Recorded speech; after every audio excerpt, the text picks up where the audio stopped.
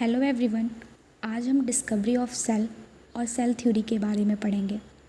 As we all know that हमारी body cell से बनी होती है और यही सेल एग्रीगेट होकर टिश्यू बनाते हैं।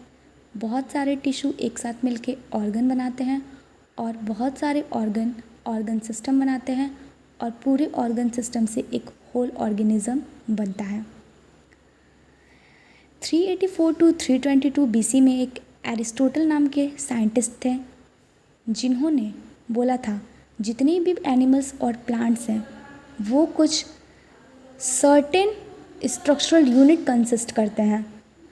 अभी उन्होंने कोई नाम नहीं दिया था, बस उन्होंने ये बोला था कि सारे प्लांट्स और एनिमल्स में कुछ सर्टेन स्ट्रक्चरल यूनिट्स पाए जाते हैं। फिर कुछ सेंचुरीज़ के बाद रॉबर्ट हुक एक साइंटिस्ट थे जिन्होंने 1665 में इसी टर्म को सेल नाम दिया। रॉबर्ट हुक ने सबसे पहले सेल को एक पेड़ की छाल के ऊपर देखा था, बहुत ही प्रीमिटिव माइक्रोस्कोप का यूज़ करके। उस टाइम पे इलेक्ट्रॉन माइक्रोस्कोप नहीं थे, इसलिए उन्होंने बहुत ही प्रीमिटिव माइक्रोस्कोप के थ्रू पेड़ के छाल के ऊपर एक डेड सेल को ऑब्जर्व किया और सेल की डिस्कवरी की। कुछ सालों के बाद दो साइंटिस्ट ग्रीव एंड मैल्फिजी उन्होंने सेल के ऊपर कुछ कैविटीज़ देखे। उसके साथ साथ उन्होंने सेल पे सेलुलोजिक की बनी सेल वॉल भी देखी डिफरेंट प्लांट्स में। सबसे पहले उन्होंने क्या किया, डिफरेंट टाइप्स ऑफ प्लांट्स ले लिए। उसी प्लांट्स को उन्होंने प्रीमिटिव माइक्रोस्कोप के थ्रू ऑब्जर्व किया और उन्होंने देखा सेल की कुछ कैविटीज़ बनी पाई और उसी के साथ साथ उस सेल पे सेलुलोजिक की बनी सेल वॉल भी देखी। 1674 में ल्यूविन हुक नाम के साइंटिस्ट ने फ्री सेल्स का डिस्कवर किया और उस फ्री सेल्स पे उन्होंने कुछ ऑर्गेनाइजेशन देखे। 5 लेवल्स ऑफ ऑर्गेनाइजेशन सेल्स के देखे, जिसमें cells, tissues, organs, organ system और होल ऑर्गेनिज्म उन्होंने ऑब्जर्व किया।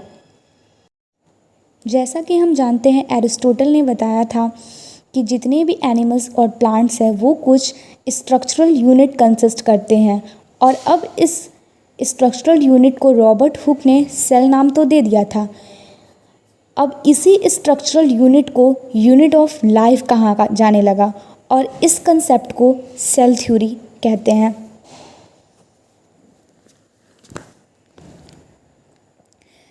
जब 19th सेंचुरी का स्टार्ट हुआ, मतलब 1802 टू 1826 से सेवरल वर्कर्स, जिसमें फ्रेंचमैन एजे डुटोरचेट, उन्होंने सेल थ्योरी का आइडिया दिया।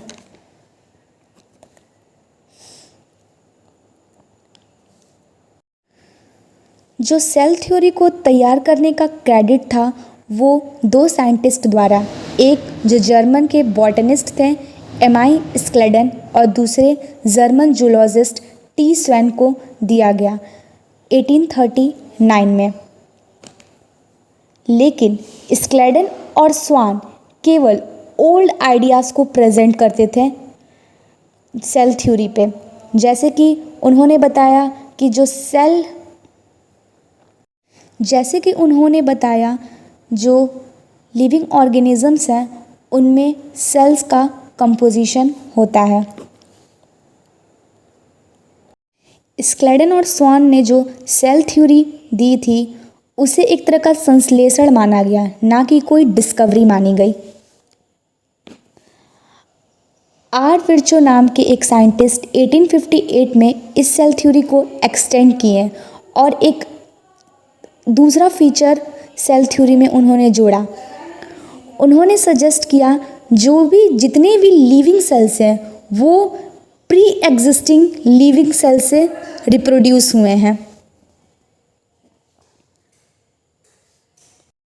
बाद में लुइस पैस्च्योर नाम के एक साइंटिस्ट थे जिन्होंने कुछ एक्सपेरिमेंट किया और एक्सपेरिमेंटल एविडेंस दिए जो कि आर विर्चो के एक्सटेंशन को फॉलो किया। सेल थ्योरी के दो मेन कंपोनेंट्स हैं। पहला, जितने भी लिविंग थिंग्स हैं वो सेल से कंपोज्ड हैं और जितने भी सेल्स हैं वो प्री एग्जिस्टिंग सेल से रिप्रोड्यूस हुए हैं। तो हम ये कह सकते हैं कि लिविंग थिंग्स को हम एक तरह से डिफाइन कर सकते हैं। लिविंग थिंग्स वो होते हैं जो सेल से कंपोज्ड हो और उनमें रिप्रोड्यूस करने की कैपेबिलिटी हो।